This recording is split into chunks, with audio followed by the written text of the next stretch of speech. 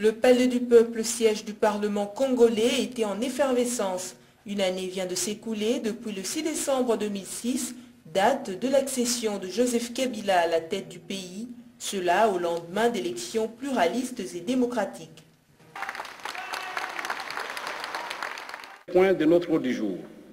Point relatif à l'audition du discours du président de la République sur l'état de la nation. À ce sujet, je m'en vais vous rappeler les dispositions de l'article 77 de la Constitution qui stipule ce qui suit, je cite, article 77. Le président de la République adresse des messages à la nation. Il communique avec les chambres du Parlement par des messages qu'il lit ou fait lire et qui ne donnent lieu à aucun débat. Il prononce une fois l'an devant l'Assemblée nationale et le Sénat réunis en congrès un discours sur l'état de la nation. Fin des citations. Ainsi entendu, nous prions respectueusement Son Excellence, Monsieur le Président de la République, à bien vouloir prononcer son discours sur l'état de la nation. Excellence, Monsieur le Président de la République, vous avez la parole. Honorables députés et sénateurs, chers compatriotes, au terme de l'article 77 de la Constitution, le président de la République est tenu de prononcer une fois l'an devant l'Assemblée nationale et le Sénat, réunis en congrès, un discours sur l'état de la nation.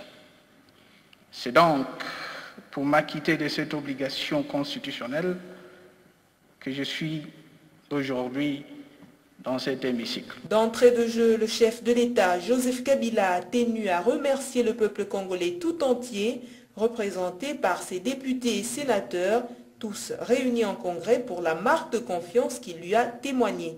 Avant de rendre compte de ce qui a été accompli et de ce que nous nous proposons d'accomplir, permettez-moi de m'adresser à notre peuple à travers ces élus que vous êtes pour lui dire une fois encore merci. Le moment était propice pour Joseph Kabila de rappeler sa vision de la refondation d'un Congo uni, fort et prospère à travers son programme dénommé « 5 chantiers pour changer le Congo ». Notre action au cours de l'année 2007 a aussi porté sur l'amélioration de l'état des infrastructures de base dans notre pays. Le gouvernement a ainsi affecté d'importantes ressources à l'amélioration de la desserte en eau à Kinshasa, comme dans plusieurs villes et grands centres de l'intérieur du pays.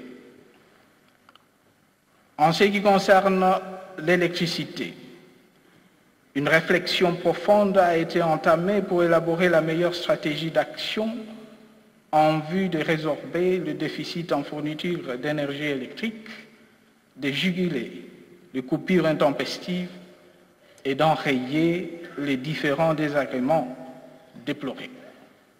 En attendant, quelques groupes sont en train d'être réhabilités afin d'accroître la capacité de production électrique des centrales hydroélectriques de Zongo et Inga 2 dans le Bas-Congo et d'Enzilo au Katanga, tandis que des solutions intérimaires mais efficaces ont été trouvées pour l'électrification de la ville de Kindu et Kananga.